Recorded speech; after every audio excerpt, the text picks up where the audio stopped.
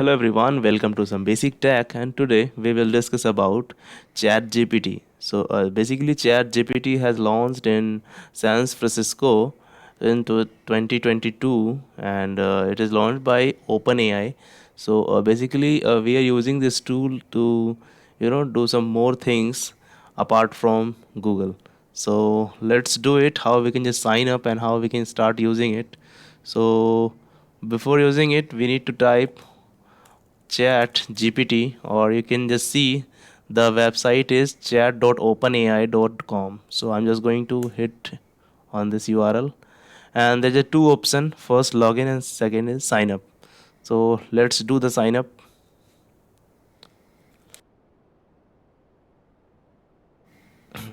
Once you are here, you need to create your own email id, or just you need to click to continue with Google.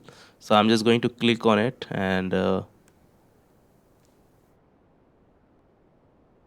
yeah, so I'm going to choose my email id here.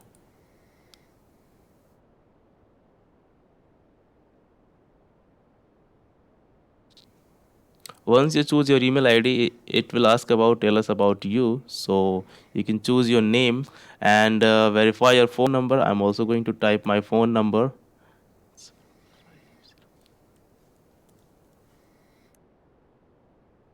And do you have WhatsApp? So I'm going to click no. It is on your list. You can click to yes or anything, and let me put code. Okay, so I'm just putting my code.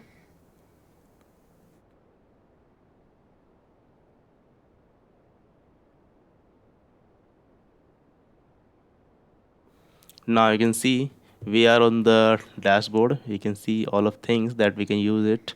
So feature is you can do the multiple chats, dark mode for just changing the background, update and FAQs, and log out. You can even log out. So here is the options, and here's the examples how you can just try to use this. And if I just talk about how I can just use myself, so how to use uh, inner capabilities. See,